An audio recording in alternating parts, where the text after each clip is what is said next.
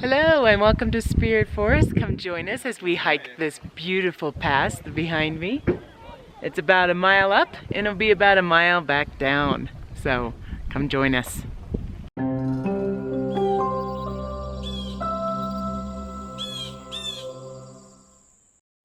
I'm going to apologize ahead of time for all the wind, but when you're up at altitude, it's going to be a lot of wind, so I'm like shading my camera a little bit. This is a very popular area. We are near Breckenridge, Colorado, and it brings a lot of, Breckenridge is a pretty big city of Colorado, little town I mean, and it brings a lot of people on this trail. So before we start out on the trail, and it's really windy, so hard to talk on the camera, I just want to talk a little bit about the history on this area and kind of give you an idea of what it was like back in the late 1800s. So in case you don't know, I do love trains, and I love reading about the history of Colorado and how the train system affected it. And I do have a video on Como, and Como is pretty next to here. I'm kind of between Como, Colorado and Breckenridge, Colorado. So it kind of gives you an idea. And again, I'm at Boreas Pass.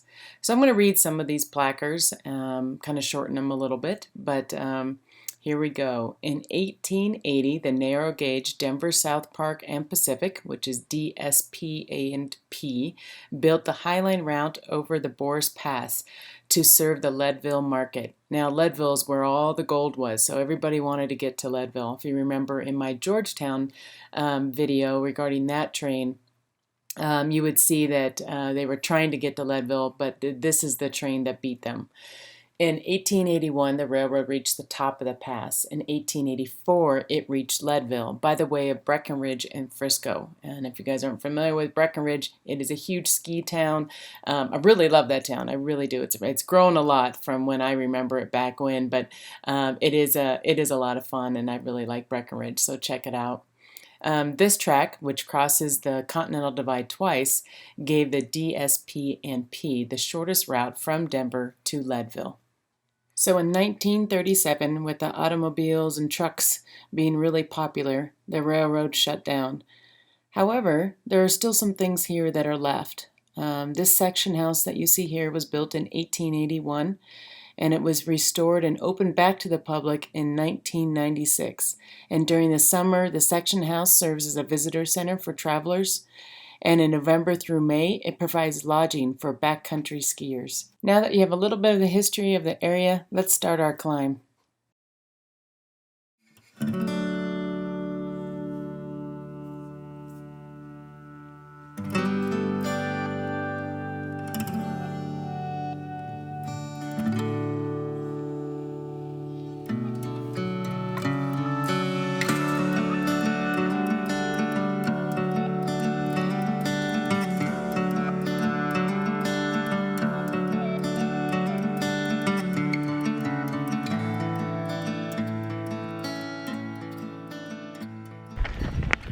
So our little Rocky is injured. He's got a hurt tail, and we didn't know what it was. He had his tail down for the last couple days, or last day or so, and we thought he was just really worn out from the backpacking trip we were on. But it turns out that there's something wrong with his tail right now. But he really wanted to go. We were packing up the car and he kept following me. I opened up the back end to get something and he jumped in the car. So he's with us, and I can tell he's excited to be here. He's got plenty of energy. It's just his tail is down, but hopefully he gets a lot better. So we called the vet, and we think it's a bee sting. And we called the vet, and the vet said, you know, give it 24 hours, see how his tail does. And, you know, we're just debating on whether or not he can go on the hike with the backpacking trip with Madison and I that we'll be doing here shortly. So again, this is just kind of a small hike, and I'll show you the area that we are hiking and where we're gonna go. So what we're gonna do is we're gonna hike this up to this little area right here. It's about a mile. We're gonna kind of zigzag through here and then come back over here. So we're gonna hike up, hang out at the top. If it's not too windy, we'll have lunch, a little snack at the top.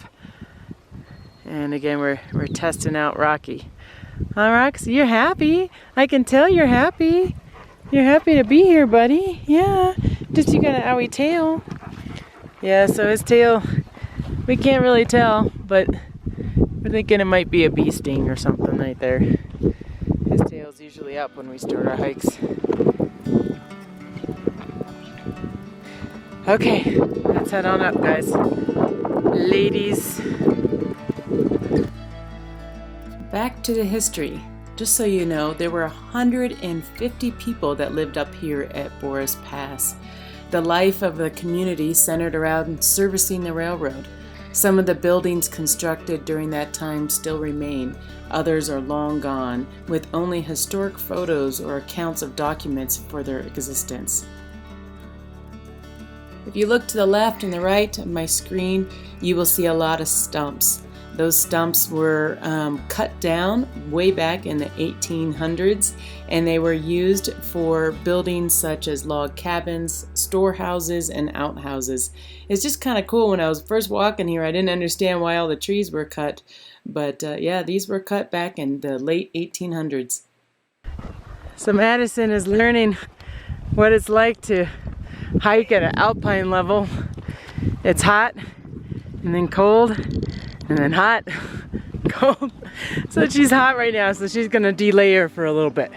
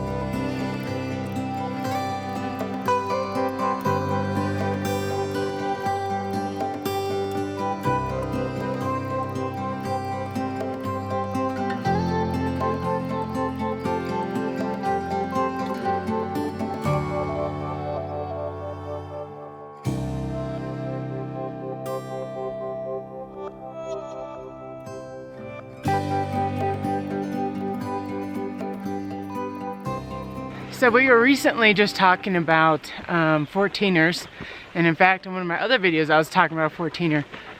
There's a 14er that we're gonna see here on this hike, and that we will point out for you, that Madison might be her first 14er to hike.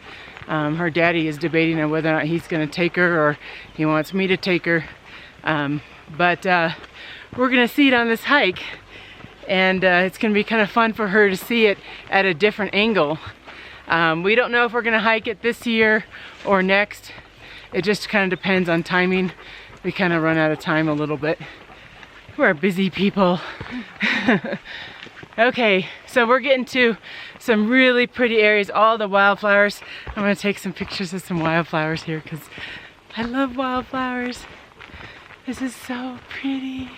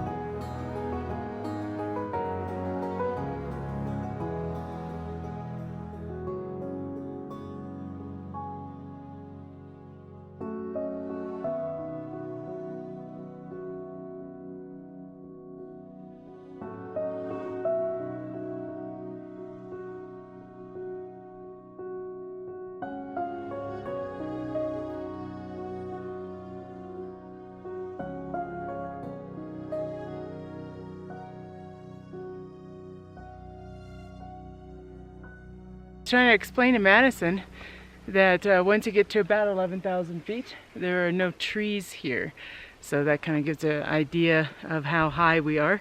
The trail actually started at 11,000 something feet, right? 11,481 feet. Okay, there you go.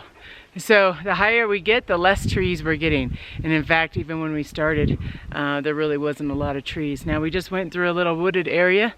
That is mostly because there's a nice little stream and it's really nice and wet in that area. But you'll see, the more we climb up, the less trees that we'll see.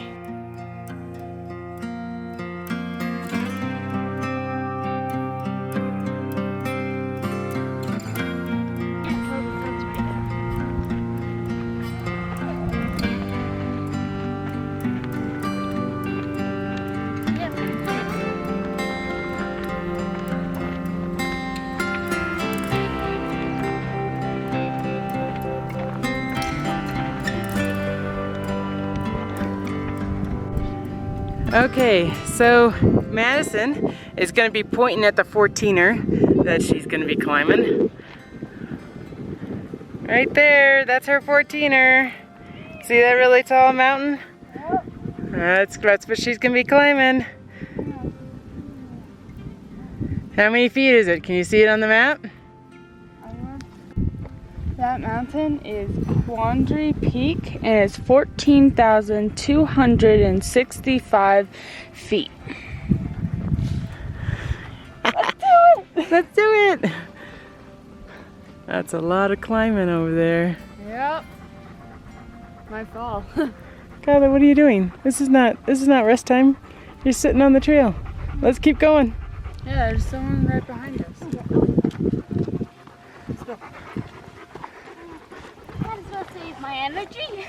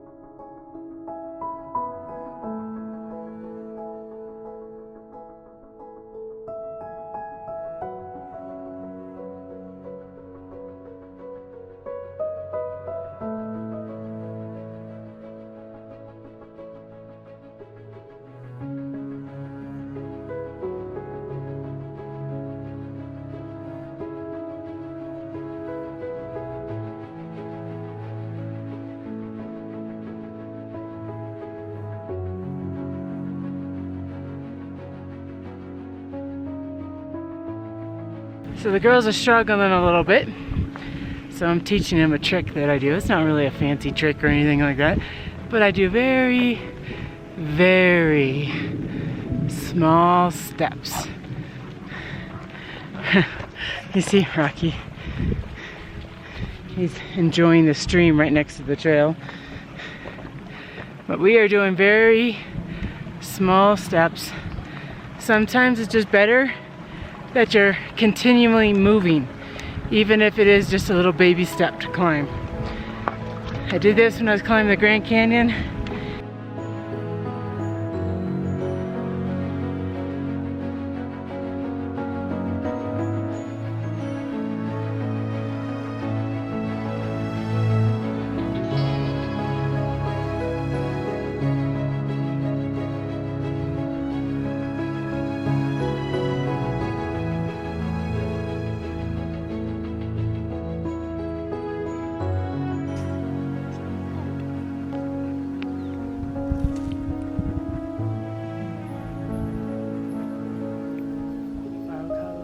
She bit into that cracker like it's like a commercial, slow motion commercial. So you guys can't see it, but there's a rain cloud right there. I'm not hearing any thunder and lightning and stuff, so it's not a thunder cloud, which is very important to know. It is currently 12 o'clock, so right on cue in the mountains.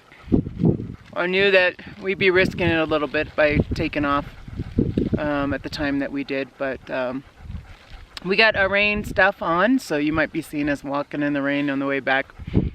but it looks like a pretty mellow little storm for right now. Famous words, right? Okay, so do want to show you guys that right down here is where I hiked. It was in June, so I have a video that posted in, I think it was mid-July. And I hiked all through here. Really loved that hike, and in fact I ended up climbing over another pass on the other side, and even that one I had got stuck in a storm as well. When you go for a day hike, and I know this, I know this, you should really hit the trail by about 8:30, especially if you're going to go over a pass. You hit the trail by 8:30, 9 o'clock-ish, you should be okay. We hit the trail a little bit later than that, and so that's the reason why we're gonna get some rain. I'm happy the mountains are getting rain. This area actually does get a lot of rain. If you notice, it is very green compared to Spirit Forest area, which is really dry and in a fire ban. However, we are still in a fire ban in this area too, so we would not be able to make a fire if we wanted to. Okay, so we're gonna finish our lunch. I'm gonna take a couple more photos and stuff of the area for you guys, and then we'll start working our way down.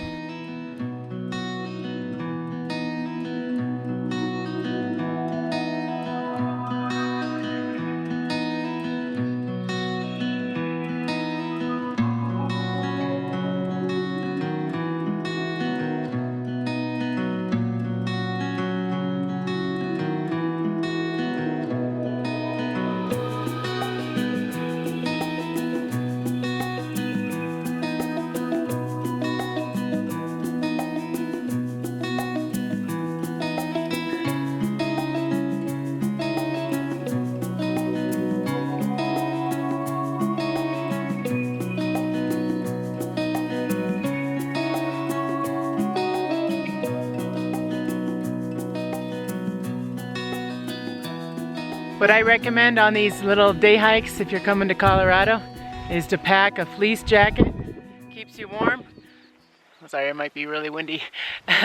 It keeps you warm, and then pack a really good rain jacket as well. So mine's around my waist because I'm not quite cold yet, but and it's not raining yet either too. But it helps out against the wind, and the wind can be really cold up here in the Alpine area.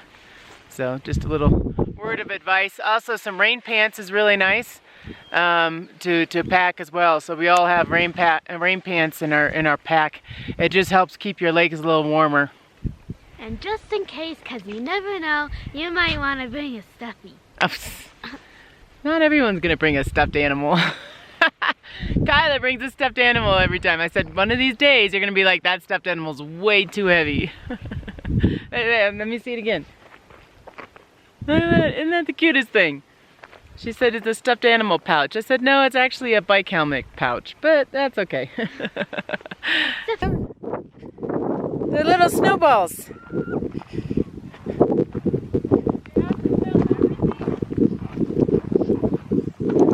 Look at Rocky wants to go play. All these people have come over here to play in the snow. Rocky wants to go play in the snow. I know, it's snowing.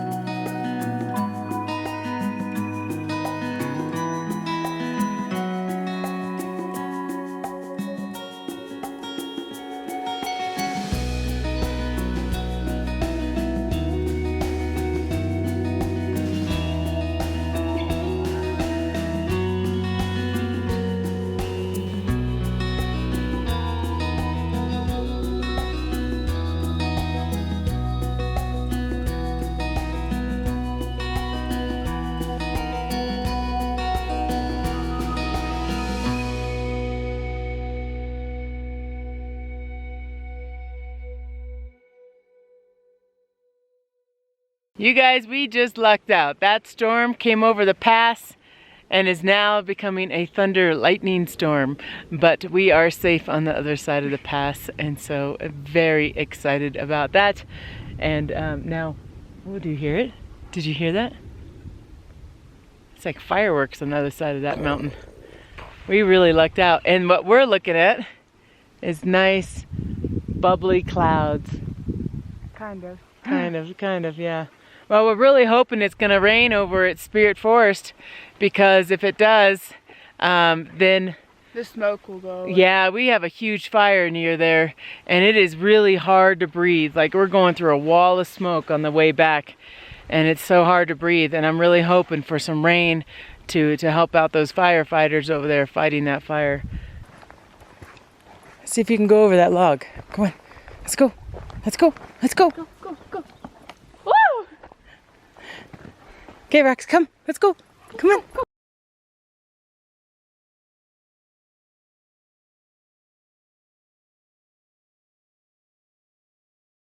Yeah, I think you're okay. I want to thank you guys for joining us on this really short hike. It's such a beautiful hike. You know, it's only a mile up and a mile down, so a two-mile hike. And this is the hike that I actually take the people taking my class. If they're taking my just day hike class, this is the hike that I take them on, because the scenery is just so beautiful. So again, thanks for watching. Bye-bye. Bye.